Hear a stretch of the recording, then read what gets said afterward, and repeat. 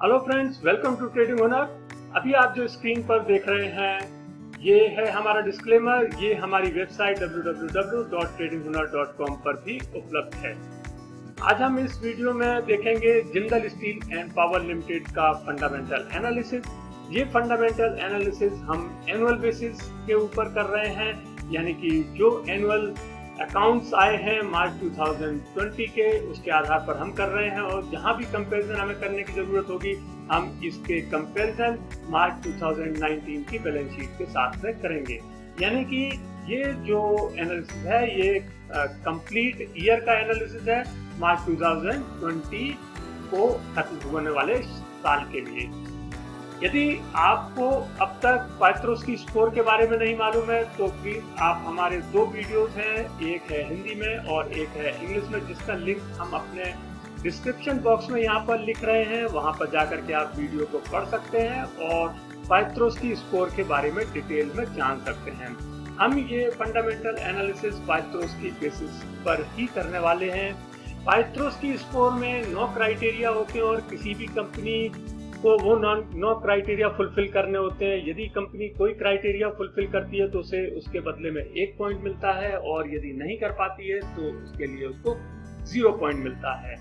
तो यहाँ पर जैसा कि आप अपनी स्क्रीन पर देख रहे हैं, यहाँ पर 3 कैटेगरीज हैं, प्रॉफिटेबिलिटी, लीवरेज और ऑपरेशनल एफिशिएंसी। तो हम इन 9 क्राइटेरिया को बारी बारी से देखेंगे। जैसा कि आप अपनी स्क्रीन पर देख रहे हैं, प्रॉफिटेबिलिटी में 4 क्राइटेरिया हैं और ये 4 पॉइंट्स के हैं। तो हम शुरुआत करते हैं प्रॉफिटेबिलिटी के क्राइटेरिया से। क्या है वो क्राइटेरिया और कंपनी इसमें किस तरह से परफॉर्म कर रही है, देखते हैं। प्रॉफिटेबिलिटी का जो सबसे पहला क्राइटेरिया है वो है पॉजिटिव नेट इनकम, यानी कि कंपनी की जो इनकम है वो पॉजिटिव होनी चाहिए। नेट इनकम का मतलब है कि total revenue minus total expenses including taxes. तो यहाँ पर हम देखते हैं कि कंपनी ने क्या नेट इनकम जनरेट की है या नहीं। तो यहाँ पर आप देखेंगे कि कंपनी ने लॉस जनरेट किया है 399.7 करोड़ रुपीस का। दोस्तों, यदि आप ये डाटा देखना चाहें तो आप ये डाटा देख सकते हैं, जो कि moneycontrol.com की साइट पर उपलब्ध है और मैंने वहीं से ये डाटा को लिया है। तो यहाँ पर हम देख रहे हैं कि ये कंपनी ने एक लॉस जनरेट किया है, इसलिए ये क्राइटेरिया फुलफिल नहीं होता है और इसमें कंपनी को मिलते हैं 0 पॉइंट्स। अब हम लेते हैं अपना दूसरा क्राइटेरिया, जो कि है पॉजिटिव रिटर्न ऑन एसेट।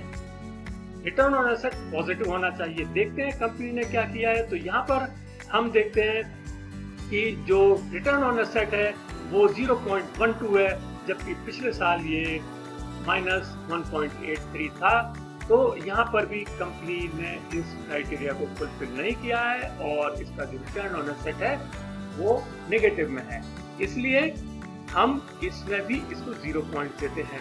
अब हम लेते हैं प्रॉफिटेबिलिटी का तीसरा क्राइटेरिया, जो कि है पॉजिटिव ऑपरेटिंग कैश फ्लो।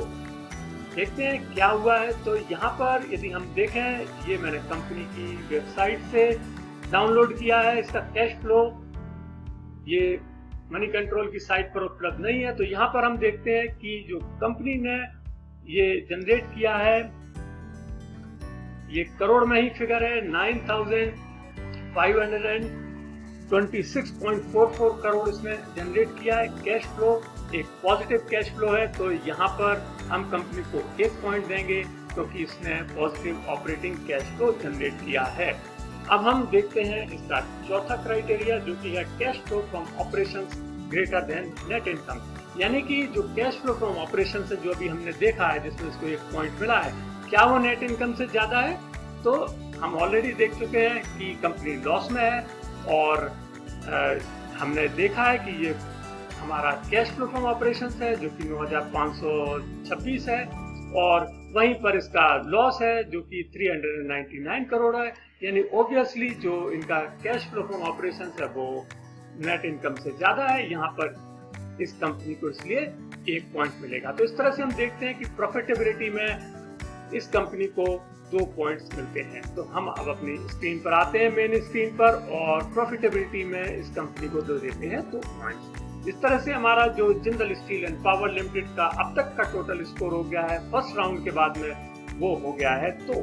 अब हम देखते हैं अपना सेकेंड राउंड में, जो कि है लीवरेज, जिसमें कि 3 क्राइटेरिया होंगे। देखते हैं क्या करती है कंपनी इसमें। यहाँ पर हम देखते हैं कि यहाँ पर जो सबसे पहला क्राइटेरिया है वो है lower ratio of long term डेब्ट इन करंट ईयर, यानी कि जो लॉन्ग टर्म डेब्ट है वो पिछले साल की अपेक्षा कम होना चाहिए। देखिए यहाँ पर अब कंपैरिजन शुरू हो गया है, तो यहाँ पर हम देखते हैं कि क्या हुआ है। लास्ट ईयर इसका जो डेब्ट टू इक्विटी रेशियो था वो 1.07 था, जो कि कम होकर के 0.95 हो गया है, यानी कंपनी ने इसमें एक बेहतर प्रदर्शन किया है और lower ratio of long term डेब्ट जनरेट किया है। तो हम यहाँ पर कंपनी को दे देते हैं 1 पॉइंट।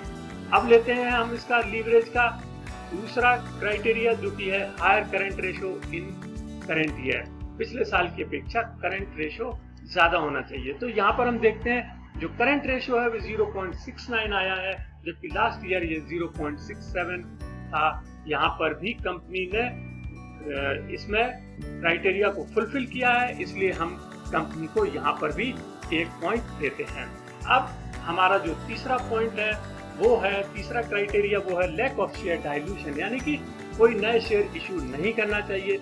लेकिन हमने इनकी कंपनी की वेबसाइट से जाकर के डिटेल लिया तो हमने देखा इनका कि इन्होंने कुछ शेयर वारंट्स इशू किए हैं, और जो शेयर वारंट्स इन्होंने इशू किए हैं लगभग 505 करोड़ के, इसलिए यहाँ पर ये कंपनी इस क्राइटेरिया में फुलफिल नहीं करती है। तो हम यहाँ पर इस कंपनी को देते हैं 0 पॉइंट। तो हम देखते हैं कि लीवरेज में इस कंपनी को टोटल मिलते हैं 2 पॉइंट्स। अब हम आते हैं मेन स्क्रीन पर, और सेकेंड राउंड के बाद में इसमें हम लीवरेज में इसको 2 पॉइंट्स देते हैं और देखते हैं कि कंपनी के पास हो गए हैं अब 4 पॉइंट्स।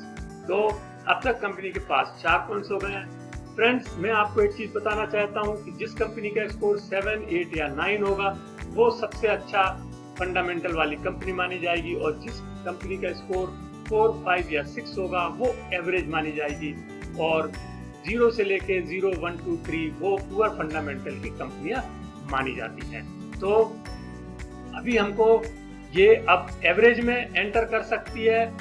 जैसा कि आप देख रहे हैं इसके पास 4 पॉइंट्स हो गए हैं, और अब इसके पास केवल 2 क्राइटेरिया और बचे हैं। तो ये 7, 8, 9 की कैटेगरी में तो जा नहीं सकती, यानी कि बेस्ट फंडामेंटल कंपनी तो ये बन नहीं सकती है।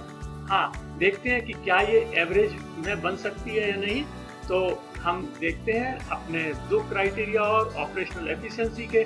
तो इसमें पहला क्राइटेरिया है हायर ग्रॉस मार्जिन, यानी कि पिछले साल की अपेक्षा जो ग्रॉस मार्जिन है वो हायर होना चाहिए। तो यहाँ पर हम देखते हैं कि लास्ट ईयर जो ग्रॉस मार्जिन था या ग्रॉस प्रॉफिट मार्जिन था वो 37.49 था, जो कि अब कम हो गया है 37.21, यानी इस तरह से इस कंपनी ने थोड़ा सा इसमें अंडर परफॉर्म किया है ग्रॉस मार्जिन में। तो यहाँ पर हम इसको 0 पॉइंट्स देंगे। अब देखते हैं हम जो हमारा अंतिम क्राइटेरिया है ऑपरेशनल एफिशिएंसी का दूसरा क्राइटेरिया, वो है हायर एसेट टर्नओवर रेशियो। तो हायर एसेट टर्नओवर रेशियो हम देखते हैं कि क्या रहा है। पिछले साल कंपनी का एसेट टर्नओवर रेशियो रहा था 37.69 और इस बार रहा है इसका 41.92, यानी कि ये हायर है पिछले बार की अपेक्षा, और इस तरह से इस कंपनी ने ये क्राइटेरिया को फुलफिल कर लिया है और हम इसको 1 पॉइंट देते हैं। इस तरह से ऑपरेशनल एफिशिएंसी में कंपनी को मिलते हैं 1 पॉइंट। और अब हम अपने मेन स्क्रीन पर आते हैं और कंपनी को दे देते हैं 1 पॉइंट, और हम देखते हैं कि कंपनी के पास टोटल पॉइंट्स हो गए हैं 5, यानी कि पाइथ्रोस की स्कोर हो गया इसका 5, जो कि एक एवरेज फंडामेंटल कंपनी आप इसको कह सकते हैं। दोस्तों, आपको ये वीडियो कैसा लगा? यदि आपको वीडियो अच्छा लगा हो तो इसे लाइक कीजिएगा और शेयर कीजिए, और यदि आपने अब तक हमारे चैनल को सब्सक्राइब नहीं किया है तो प्लीज हमारे चैनल को सब्सक्राइब कीजिएगा। Thank you.